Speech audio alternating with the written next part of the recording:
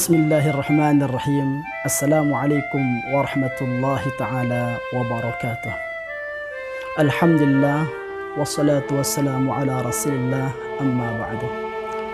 Saudaraku, para perindu Allah subhanahu wa ta'ala, sungguh nikmat yang paling besar yang pernah kita dapatkan dalam setiap harinya ialah nikmat kehidupan.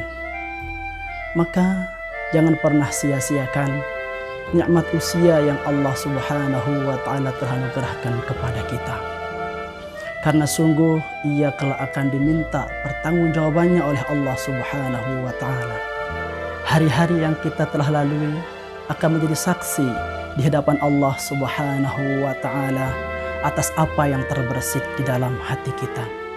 Akan menjadi saksi di hadapan Allah subhanahu wa ta'ala atas setiap ucapan yang keluar dari lisan kita. Dan akan menjadi saksi di hadapan Allah subhanahu wa ta'ala atas segala macam bentuk perbuatan yang dilakukan oleh tubuh kita. Maka hadratal muhtaramin rahimakumullah, sebagaimana yang disabdakan baginda Rasul sallallahu alaihi wasallam dalam sebuah hadisnya, la tazulu qadama 'abdin yaumal qiyamah hatta yus'al an umrihi fima afnahu wa an jasadihi fima ablahu. Tidak akan bergeser telapak kaki manusia kala di hari kiamat sampai ia akan ditanya oleh Allah subhanahu wa ta'ala tentang usianya dia pergunakan untuk apa dan kesehatan jasadnya ia pergunakan untuk apa. Saudaraku, para perindu Allah subhanahu wa ta'ala, di sini saya ingin mengajak kepada saudaraku semua untuk merenung kembali atas apa yang telah Allah subhanahu wa ta'ala anugerahkan kepada kita. Sudah cukupkah perbekalan yang akan kita bawa menghadap kepada Allah subhanahu wa ta'ala? Sudah siapkah kita untuk mempertanggungjawabkan dari segala macam bentuk yang Allah subhanahu wa ta'ala anugerahkan kepada kita? Jangan-jangan selama ini saudaraku yang merindukan Allah subhanahu wa ta'ala, banyak di antara usia yang Allah subhanahu wa ta'ala telah anugerahkan kepada kita terbuang dengan sia-sia, terbuang dengan sesuatu yang tidak bermanfaat, bahkan banyak melakukan sesuatu yang mendatangkan murka dari Allah subhanahu wa ta'ala. Maka ingat saudaraku, para perindu Allah subhanahu wa ta'ala, ada dua nikmat yang Rasulullah sallallahu alaihi wasallam beritahukan kepada kita yang sering menipu umat manusia. Sebagaimana disabdakan baginda Rasul sallallahu alaihi wasallam, ni'matani maghbunun fihima kathirun minan nas, as-sihhah wal farah. Dua nikmat yang sering sekali membuat manusia tertipu, yaitu nikmat sehat dan nikmat kesempatan.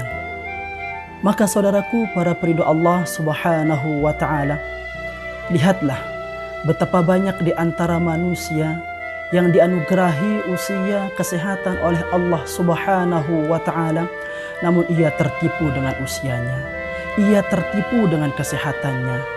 Ia tidak menggunakannya untuk dekat kepada Allah subhanahu wa ta'ala, bahkan justru ia pergunakan untuk maksiat kepada Allah subhanahu wa ta'ala. Maka saudaraku, para perindu Allah subhanahu wa ta'ala, sadarlah diri kita akan nikmat yang telah Allah anugerahkan kepada kita yang berupa kesehatan dan usia. Betapa banyak di antara orang-orang yang ingin mengerjakan kebaikan, yang ingin melakukan amal saleh, tetapi tidak mampu karena penyakit yang dideritanya.